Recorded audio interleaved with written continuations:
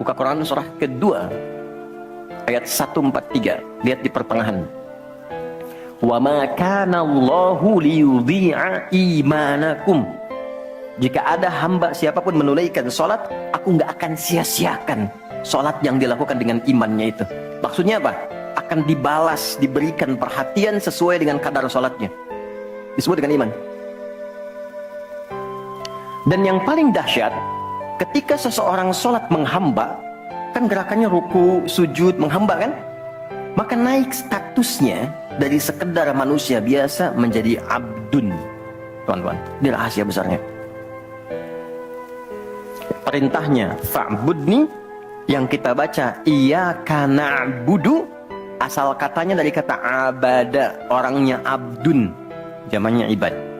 Dan tidak pernah disebutkan dalam Quran kata abdun kecuali untuk mengangkat derajat hamba di hadapan Allah.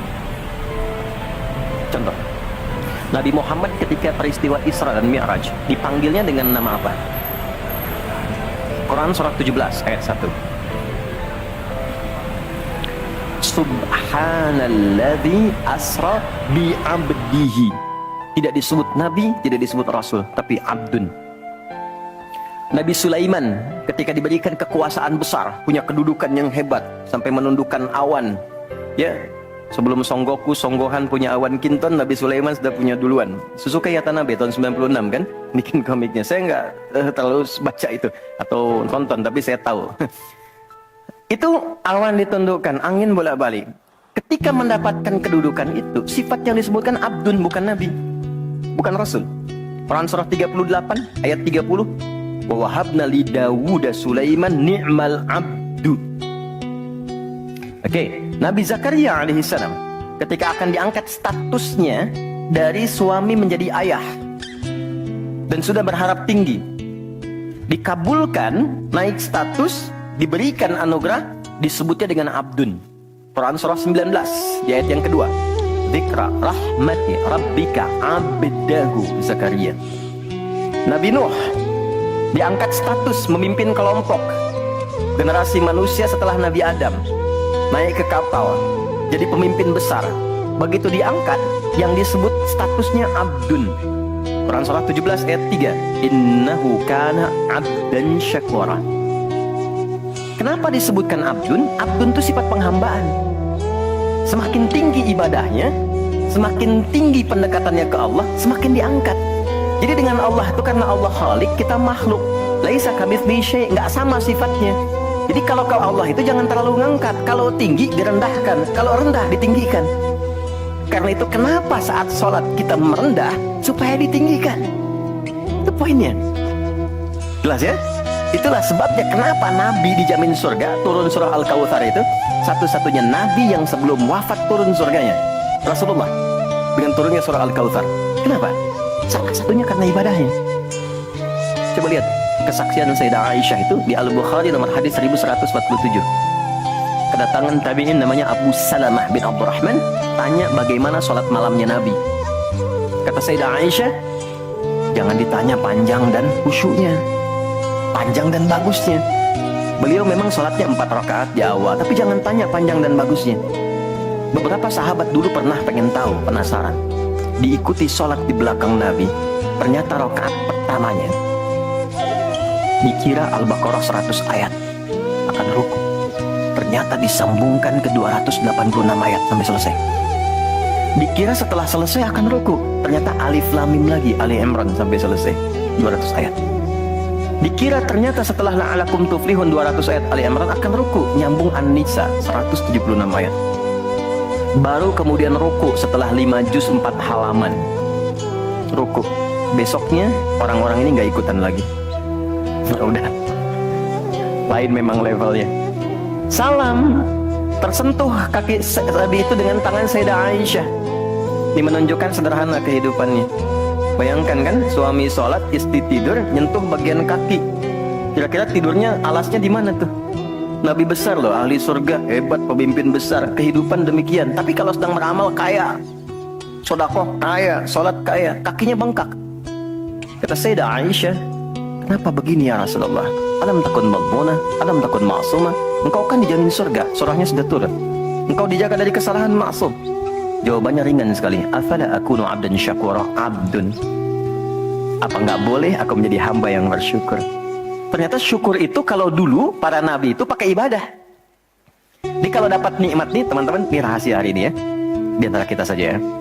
Karena saya nggak bagi di yang lain nih, cuma di sini nih. Ya. Para nabi itu, kalau mereka dapat nikmat apapun, itu yang dilakukan syukur. Dan syukurnya lewat ibadah. Contoh, biasa kan suka hadir ulang tahun ya, masuk ulang tahun kesekian. Nabi tiba-tiba hari Senin puasa. Ditanya oleh sahabat, ya Rasulullah kenapa puasa? Kata Nabi, ini hari lahirku. Jadi mensyukuri nikmat kelahiran dari waktu yang telah berjalan, itu pakai ibadah. Begitu dapat anugerah surga, turun Al-Kautsar, malah diminta ibadah oleh Allah. Inna a'tainakal. Setelah itu apa? Fasholli li rabbika. Tingkatkan sholat, tambahkan amal lewat harta. Jadi jaminan surga itu bukan menghentikan amal soleh. Anda sukses dengan pekerjaan, bukan berarti menjadikan hubungan Anda terputus dengan Allah. Yang paling aneh kan, Allah udah ngasih rezeki banyak, kok dipakai maksiat hasilnya? Allah kasih Anda minta, Allah kasih. Tapi begitu dikasih, kenapa dipakai untuk mabuk? Kenapa dipakai untuk maksiat? Kenapa dipakai untuk membeli sesuatu yang Allah nggak sukai? Kan ada perjuangan mendapatkan itu. Makanya dibalik caranya, ketika Anda menghamba, menunduk, Allah mengangkat. Tapi kalau Anda mengangkat, Allah turunkan serendah-rendahnya. Ini rumus pertama. Jadi ternyata ketika kita diminta menghamba dalam sholat, itu adalah jembatan pertama bagi Allah untuk mengangkat kita dengan derajat tertinggi. Paham? Oke, satu. Jadi kalau ke anak-anak begini, kalau tanya, Mah kenapa sih harus sholat? Supaya kamu jadi hebat. Gitu. Kok bisa? Lihat Umar. Sebelum sholat, orang biasa. Kerjanya begini, cuman jalan-jalan, mabuk dan sebagainya. Tapi setelah sholat, dia jadi pemimpin yang sangat hebat. Dia hafal sekian bahasa. Dia dirikan sekolah-sekolah. Pemikirannya hebat, tangguh orangnya. Di mana-mana dikagumi. Itu. Kalau ada karyawan Anda bertanya, kenapa Pak harus sholat? Supaya kita makin sukses proyeknya. Makin banyak omsetnya. Coba lihat Abdurrahman bin Auf. Bukankah sebelum dia sholat dia kaya tapi biasa, malah hilang kekayaannya. Tapi setelah dia sholat dan dia praktekkan makna-makna dalam sholat, meningkat level kekayaannya sampai yang ketiga tertinggi. Dari kaya banget, kebangetan kayanya. Kapaknya terbuat dari emas kan? Abdurrahman bin Auf. Itu setelah sholat. Itu viral sekali kisahnya. Ya? Jadi ini bagian pertama. Jadi ketika ada panggilan hayya 'alas shalah, atas jak Allahu Akbar, rasakan panggilan itu ingin mengangkat derajat kita. Jadi kalau panggilan sholat itu dipahami sebagai hanya tuntutan ibadah, nanti jadi beban. Allahu Akbar, sing ngantuk ya Allah. Tapi ketika Anda sudah merencanakan, kan malamnya kita bikin kurikulum, kan kegiatan kita tuh nyambung. Malamnya istighfar, menyiapkan kurikulum untuk besok. Istighfar itu mengoreksi yang belum bagus apa hari sebelumnya. Katanya pengen ke surga, surganya Firdaus, tapi salatnya masih bolong-bolong. Baca Quran belum maksimal, sedekah belum ada. Kita koreksi besok rencanakan. Saya pengen sholat di tempat ini. Besoknya saya akan misalnya mengerjakan ini, capaiannya ini. Bikin kurikulum A sampai Z. Begitu kita bangun tidur, dipanggil Allahu Akbar, Allahu Akbar. Yang kita siapkan itu tadi rencana, dibawa menghadap Allah, minta kemudahan, minta perlindungan, minta pengangkatan.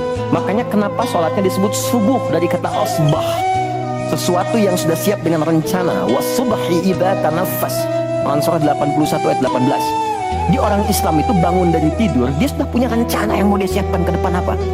Jadi nggak ada ceritanya ke depan bingung, jam 7 mau kerjakan apa, 9 ada di mana. Rencana itu dibawa menghadap Allah. Dalam sholatlah kita mintakan kemudahan. Itulah pengantar, pengangkat derajat. Jadi ketika azan berbunyi kalimatnya Allahu Akbar, Allahu Akbar, ini peluang saya. Jelas?